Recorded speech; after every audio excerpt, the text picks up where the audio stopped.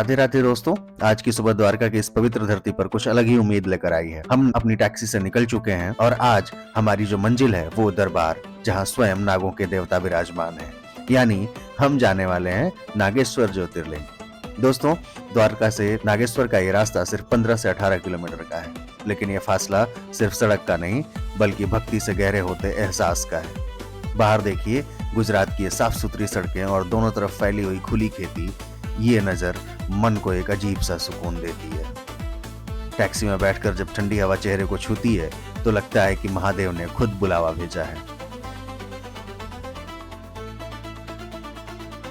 जैसे जैसे हमारी टैक्सी आगे बढ़ रही है, शहर पीछे छूटता जा रहा है। इस रास्ते की सबसे खास बात पता है क्या है? यहाँ की खामोशी। बीच बीच में ये जो दिखने वाले खेत जो हैं, ये मानो आपका स्वागत कर रहे हैं।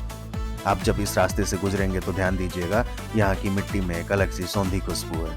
हमने टैक्सी इसीलिए चूज की ताकि हम जब चाहें जहाँ चाहें रुककर इस प्रकृति को निहार सकें। अक्सर लोग जल्दी में निकल जाते हैं, लेकिन असली सुकून तो इस रास्ते को महसूस करने में है। ड्राइवर भाई से बातें करते हुए पता चलता है कि इस रास्ते पर हर साल लाखों भक्त इसी तरह उम्मीद लेकर आते हैं।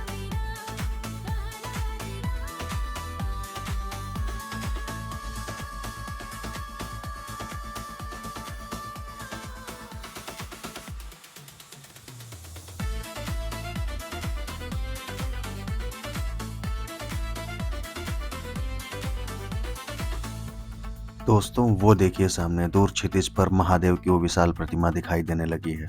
नागेश्वर ज्योतिर्लिंग की यही पहचान है। दूर से ही जब आप भगवान शिव को उस ध्यान मुद्रा में देखते हैं तो आपके रोम रोम में एक बिजली सी दौड़ जाती है। 80 फीट ऊंची ये मूर्ति मानो पूरे इलाके पर अपनी कृपा बरसा रही हो। टैक्सी अब मंदिर के करीब पहुंच रही है और मेरा दिल जोरों से धड़क रहा है। ये वही जगह है जिसे दारुकवन कहा जाता था, जहाँ की कथाओं से हमारे पुराण भरे पड़े हैं। यहाँ पहुंचकर ऐसा लगता है कि हम किसी और ही युग में आ गए हैं।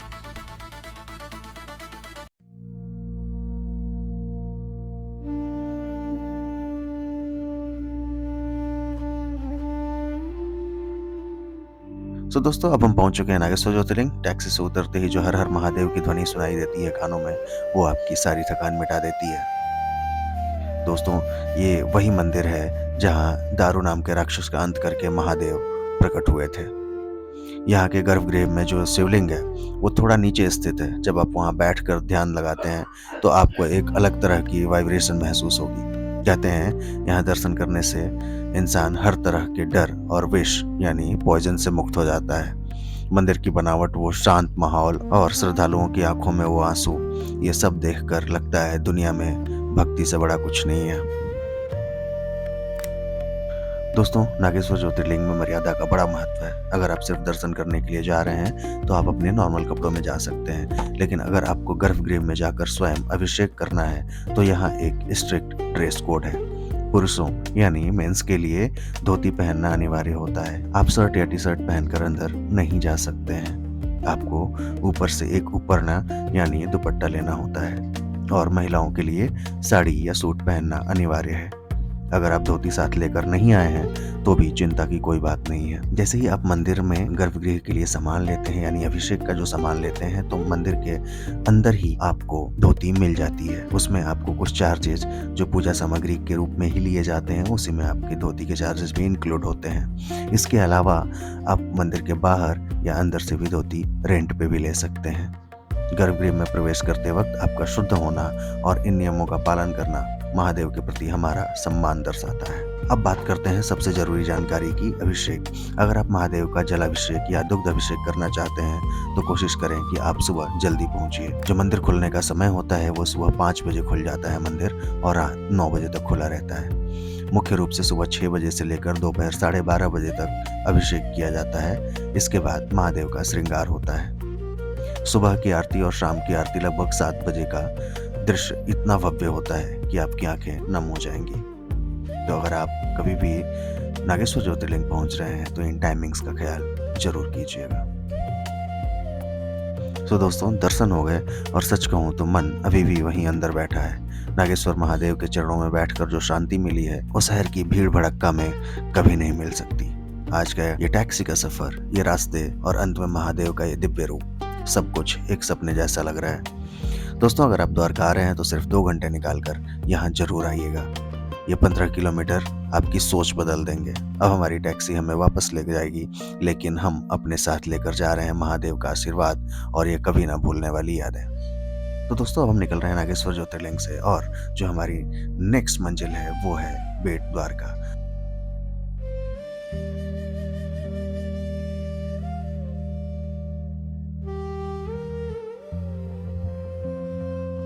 दोस्तों, अब हम नागेश्वर से बेट द्वारका के रास्ते पर एक और पवित्र स्थान पर रुक रहे हैं। ये है गोपी तालाब, एक शांत और सरल झील जहाँ भगवान श्री कृष्ण और गोपियों की दिव्य कथा जीवित होती है। यह स्थान द्वारका के बाहर स्थित है और यहाँ की मिट्टी को गोपी चंदन कहा जाता है, जो भक्तों के लिए शुभ और पवित्र मानी जाती है। कथा के अनुसार जब भगवान कृष्ण द्वारका आ गए तो वृंदावन की गोपियां अपने प्रियतम से मिलने के लिए यहाँ तक आईं। उन्होंने कृष्ण के साथ अपनी अंतिम रासलीला यहीं गोपी तालाब पर की और फिर अपने प्राण इस भूमि को समर्पित कर दिए। कहा जाता है कि इसी भूमि में विलीन होकर गोपियां मोक्ष को प्राप्त हुई। इसलिए यहाँ की मिट्टी को गोपी चंदन कहा जाता है, जो भक्तों के तिलक में लगकर उन्हें भक्ति और शांति का अनुभव देती है। गोपी तालाब एक छोटी सी झील है जिसका पानी शांत और मिट्टी हल्के पीले रंग की है। यहाँ कोई भव्य मंदिर नहीं, बल्कि एक सरलता और शांति का अनुभव है। भक्तों के लिए स्थान एक स्मरण है कि भक्ति और प्रेम के साथ भगवान में विलीन होकर मोक्ष प्राप्त किया जा सकता है। आज भी यहाँ आने वाले भक्त मिट्टी को अपने घर ले जाते हैं और इसे तिलक के रूप में धारण करते हैं। गोपी तालाब हमें याद दिलाता है कि भक्ति सिर्फ मंदिरों में नहीं, बल्कि प्रेम और समर्पण में भी होती है। यह स्थान गुजरात की पवित्र भूमि का एक अनमोल हिस्सा है, जहाँ इतिहास, कथा और भक्ति एक साथ मिलते हैं।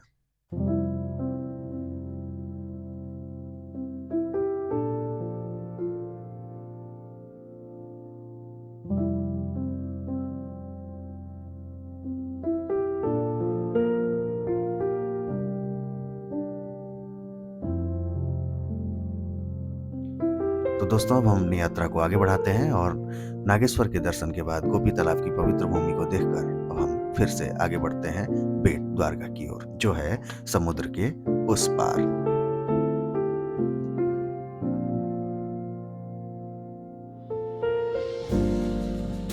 दोस्तों, अब हम अपनी यात्रा को आगे बढ़ाते हैं। नागेश्वर के दर्शन करने के बाद गोपी तालाब की पवित्र भूमि को देखकर हम चल रहे हैं बेट द्वारका की ओर, समुद्र के उस पार। रास्ते में गुजरात के गांव अपनी संस्कृति और जीवन शैली के दर्शन कराते हैं। खेत, मछली पकड़ने वाले लोग और समुद्र की खुशबू सब मिलकर एक अलग ही अनुभव देते हैं। ये सफर लगभग 30 से 40 मिनट का है और हर मोड़ पर प्रकृति का भक्ति का रंग नजर आता है।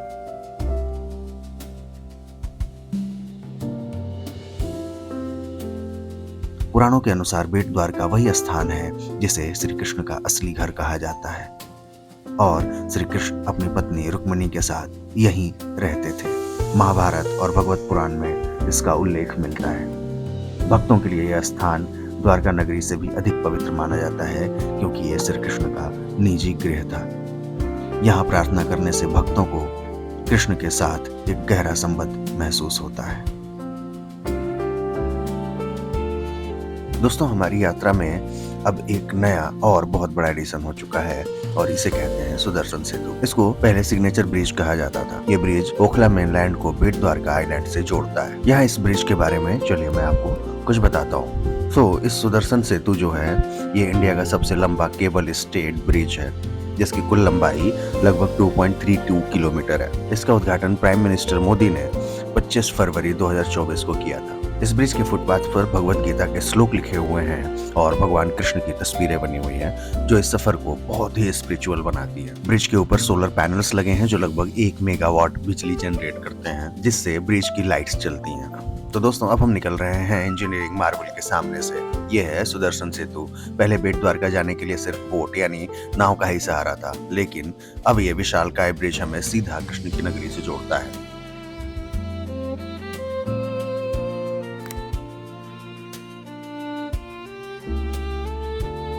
तो दोस्तों, अब हम बढ़ रहे हैं मुख्य मंदिर की ओर।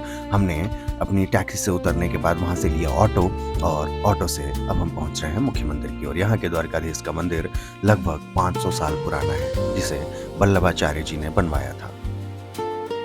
दोस्तों एक बात का ध्यान रखें, मंदिर के अंदर मोबाइल फोन, कैमरा या किसी भी तरह का इलेक्ट्रॉनिक गैजेट ले जाना सख्त मना है। आपको अपने गैजेट्स बाहर लॉकर में जमा करने होंगे, तो प्लीज मंदिर की मर्यादा का पालन जरूर करें। अंदर पहुंचते ही जब आप द्वारकाधीश की वो मनमोहक प्रतिमा देखते हैं तो आपकी सारी थकान मिट जाती है। यहाँ कृष्ण को राजा के रूप में पूजा जाता है। उनका श्रृंगार, उनकी आंखें, ऐसा लगता है कि वो अभी बोल पड़ेंगे। मंदिर के अंदर कई छोटे मंदिर हैं जो कृष्ण की रानियों रुक्मिणी जी, सत्यभामा जी और जाम्बवती जी को समर्पित हैं। यहाँ की एक और खास परंपरा है दान, क्योंकि सुदामा जी ने यहाँ कृष्ण को चावल भेंट किए थे, इसलिए यहाँ चावल का दान करना बहुत शुभ माना जाता है।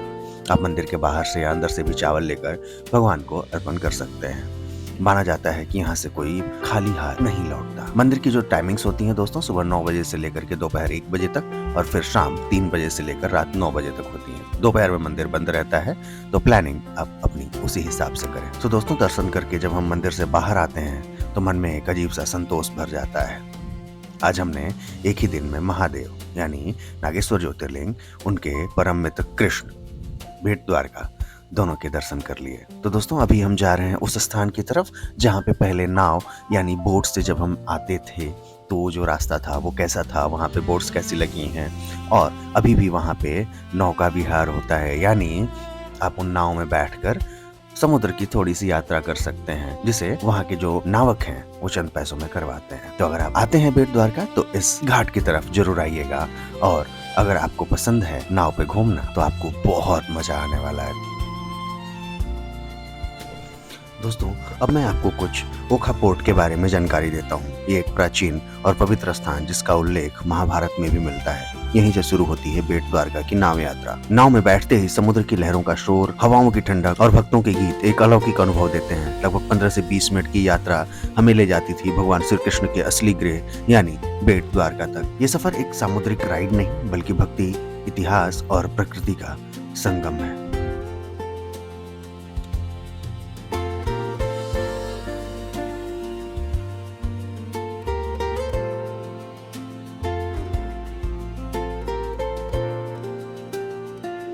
तो दोस्तों ओखा पोर्ट टहलने के बाद अब हम जा रहे हैं भेंट द्वारका के जो बाकी मंदिर हैं जहाँ पे हमें दर्शन करना है उन मंदिरों की तरफ। तो उसके लिए हमने किया ये ऑटो जो हमें 300 रुपए में हमने किया बुक, और अब हम जा रहे हैं उन मंदिर के दर्शन की तरफ भेंट द्वारका के इन गलियों से होते हुए। और जो अपना सबसे पहला पड़ाव होने वाला है वो है हनुमान दांडी टेम्पल।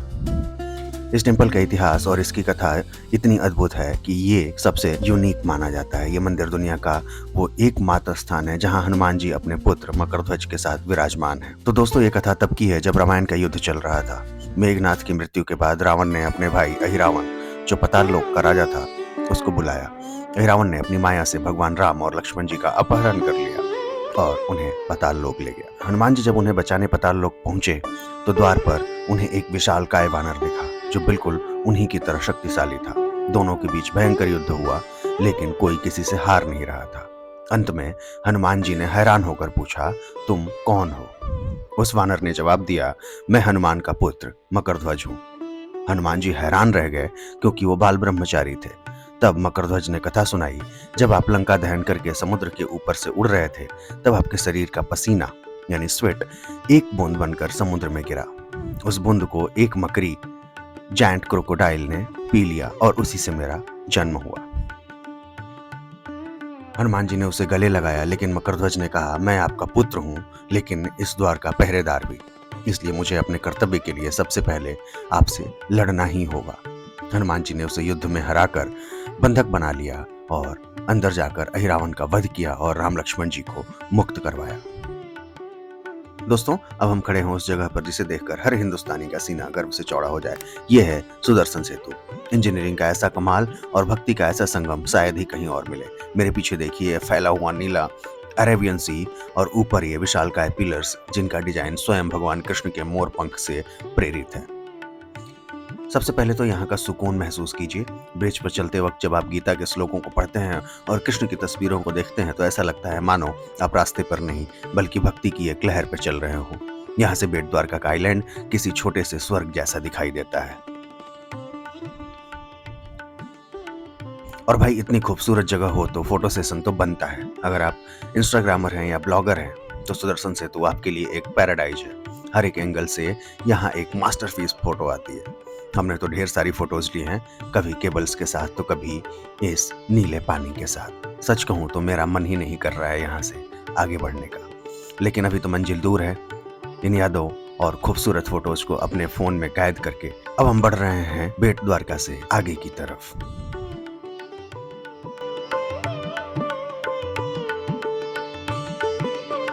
दोस्तों, बेट द्वारका की दिव्यता के बाद अब हम एक अलग दुनिया में प्रवेश कर रहे हैं। मेरे दोनों तरफ जो आप ये विशाल इंफ्रास्ट्रक्चर देख रहे हैं, ये है मीठापुर, टाटा केमिकल्स का गढ़। कहते हैं गुजरात की प्रगति में इस फैक्ट्री का बहुत बड़ा हाथ है। मीठापुर का ये एरिया इतना वेल प्लान्ड है कि आपको किसी विदेशी शहर की याद आ जाएगी। यहाँ टाटा ने न सिर्फ फैक्ट्री लगाई बल्कि एक पूरा समाज बसाया है। एक और दिलचस्प बात, टाटा केमिकल्स यहाँ वेल शार्क कन्वर्जेशन, मछलियों को बचाने का काम भी करता है, जो दिखता है कि विकास और प्रकृति साथ साथ चल सकते हैं। दोस्तों, ये मेरे लेफ्ट साइड में जो आप पानी देख रहे हैं, ये है समुद्र का पानी, जिसको सुखाकर नमक बनाया जाता है। ये देखने में किसी बर्फ के रेगिस्तान जैसा लगता है। टाटा केमिकल्स यहाँ न सिर्फ सोडा ऐश बनाता है, बल्कि यहाँ से पूरा भारत टाटा नमक की शक्ति पाता है।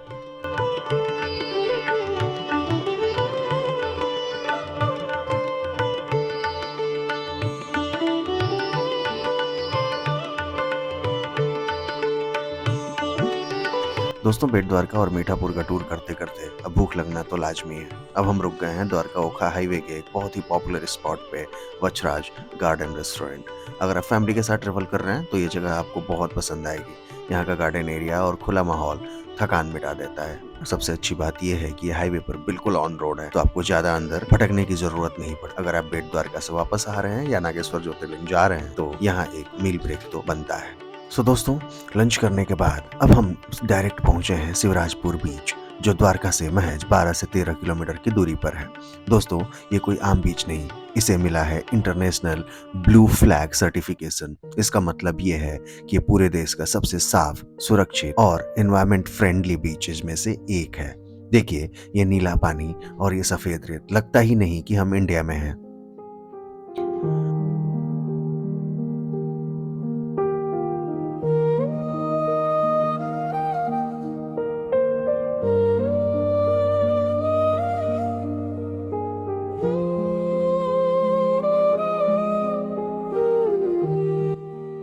और अब बारी है आज के दिन के सबसे बड़े थ्रिल की। शिवराजपुर बीच आए और सैंड पर ऑल टेरेन व्हीकल ना चलाई तो क्या किया।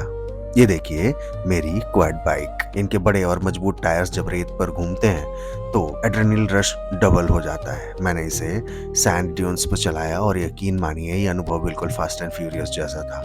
इनका किराया लगभग 100 रुपए से स्टार्ट होकर के 400 रुपए के बीच होता है। दोस्तों, सिर्फ बाइक ही नहीं, शिवराजपुर अपने वाटर स्पोर्ट्स के लिए भी जाना जाता है। यहाँ का पानी इतना क्रिस्टल क्लियर है कि लोग यहाँ स्कूबा डाइविंग करने आते हैं।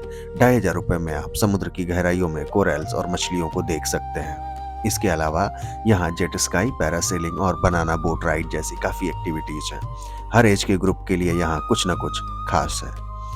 मैंने तो एटीवी का मजा लिया, आप इनमें से क्या ट्राई करेंगे कमेंट में जरूर बताना। तो दोस्तों, अब करते हैं थोड़ी काम की बात। शिवराजपुर बीच सुबह 8 बजे खुलता है और शाम 7 बजे बंद हो जाता है। अगर आप टैक्सी या अपनी कार से आ रहे हैं तो 50 रुपए पार्किंग चार्जेस हैं।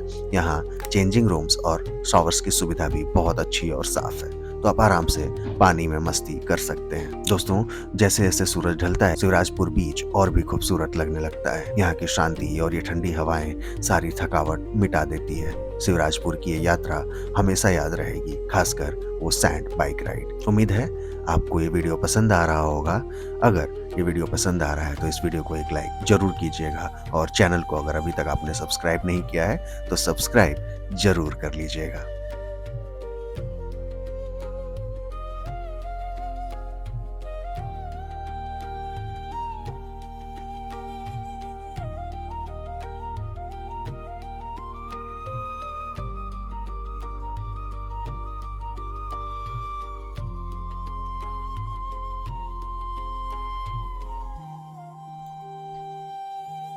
दोस्तों, शिवराजपुर बीच की लहरों से निकलकर अब हम जा रहे हैं एक ऐसी जगह जहां भक्ति के साथ साथ एक गहरा दर्द भी छुपा है।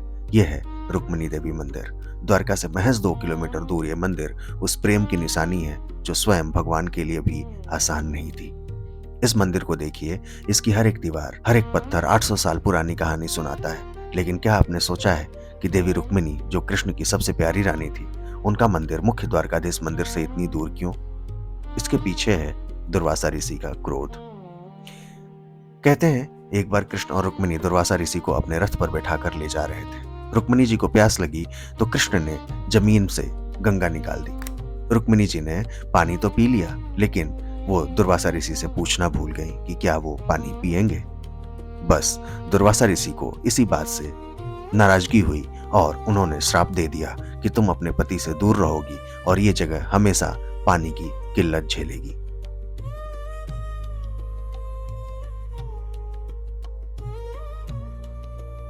दोस्तों, रुक्मिणी देवी के दर्शन के बाद अब हम एक ऐसी जगह पहुंच चुके हैं जहां महादेव स्वयं समुद्र की पहरेदारी कर रहे हैं। यह है भड़केश्वर महादेव। देखिए दोस्तों, यह नजारा, नीचे नीला समुद्र और ऊपर ये छोटा सा प्यारा सा मंदिर। इस मंदिर तक पहुंचने का रास्ता बड़ा ही एडवेंचरस है। अगर आप हाई टाइड के समय आएंगे तो यह रास्ता पानी में डूब चुका होगा, लेकिन अभी किस्मत अच्छी है, रास्ता खुला है। कहते हैं मानसून के समय समुद्र की लहरें सीधा गर्भगृह तक पहुंचकर महादेव का चरण प्रक्षालन करती हैं, यानी फीट वॉशिंग करती हैं। अंदर महादेव का शिवलिंग है जहां शांति आपके मन को मोह लेगी, लेकिन मंदिर के बाहर का यह नजारा, यहाँ बैठकर सनसेट देखने का एक अलग ही लेवल का सुकून है। यहाँ की लहरों का शोर किसी संगीत से कम नहीं है। दोस्तों, अगर आप द्वारका आए और भड़केश्वर महादेव के पास बैठकर शाम नहीं गुजारी तो आपने बहुत कुछ मिस कर दिया। यहाँ आकर लगता है कि कुदरत और ईश्वर एक ही हैं। आज का दिन थोड़ा थका देने वाला था, लेकिन यहाँ की हवा ने सब मिटा दिया। तो दोस्तों, इसी के साथ खत्म होता है हमारा द्वारका का ये लंबा लेकिन बेहद यादगार दिन। आज हमने वो सब देखा जो एक ट्रेवलर का सपना होता है। सच कहूँ तो द्वारका सिर्फ एक जगह नहीं, एक एहसास है। अगले ब्लॉग में किसी नई जगह पर मिलेंगे। तब तक के लिए खुश रहिए, घूमते रहिए और बोलो राधे राधे। जय द्वारकाधीश।